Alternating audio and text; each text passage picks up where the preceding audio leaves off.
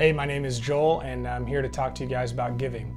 As we come to this time of giving our tithes and offering in the church, I wanted to ask you guys a question, and that is, when you think about tithing or giving, what is your perception of that time? Some people might remember their parents putting the $20 bill on the offering plate. For some people, maybe you're thinking about what's in your bank account, and maybe you're thinking, I'd like to participate, but I can't really afford to do that this month. And I asked that question because I want us all this morning to re-examine our perceptions on what tithing and giving is really all about, because at the end of the day, having the right perception is what keeps us grounded in what's really important. We know the leadership here at SCC understands that there are a lot of thoughts when it comes to tithing, and that's important because your perception on giving ultimately affects how you participate. So if you look at giving as just a time where greedy churches and greedy pastors ask you for money, then that's going to affect your participation. If you think of giving as, well, it's for some people, but it's really just kind of not my thing, then that's going to affect your participation.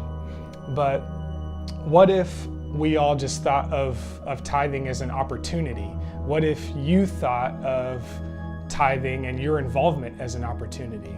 See, living as a Christian, life is not about what we have to do because we're Christians. Life is about what we get to do.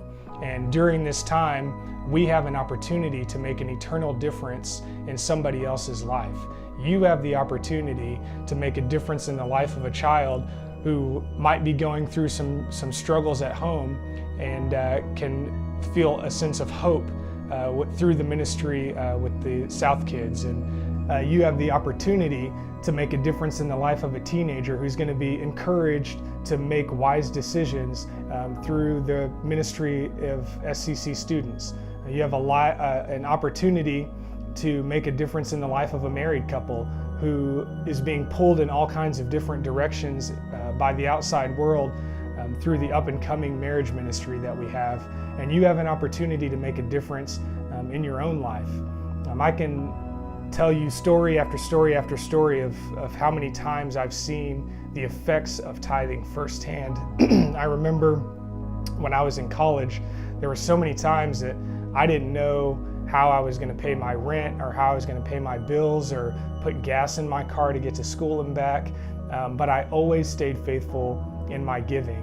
And even when that meant that I wasn't going to have enough money if I tithed to pay a bill that month. And some of you might think that that's crazy to put money in the offering plate when you've got a bill due and you don't have the money for it. But every single time I would get into that situation, somebody at church would come up to me and give me money just because they, quote, felt led to give me money, or I would make an abnormal amount of tips at my job, and there was always something that would happen, and I would go from not having enough money to having more money than I needed.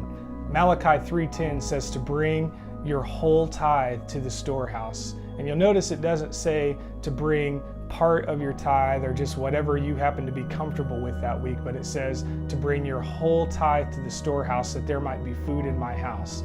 Test me in this, says the Lord, and see if I will not throw open the floodgates of heaven and pour out so much blessing that you will not have enough room for it. And I just want to challenge anybody that's been passing up this opportunity that we have today due to fear or skepticism or worry, to just accept this challenge put down in the Bible to bring your whole tithe to the storehouse today and see what God does in your life, in the life of the church, in the life of the people around you. I could tell you that you won't regret it, but I don't need to do that because the Bible makes it clear that if you do this, you won't regret it. All you have to do is trust God.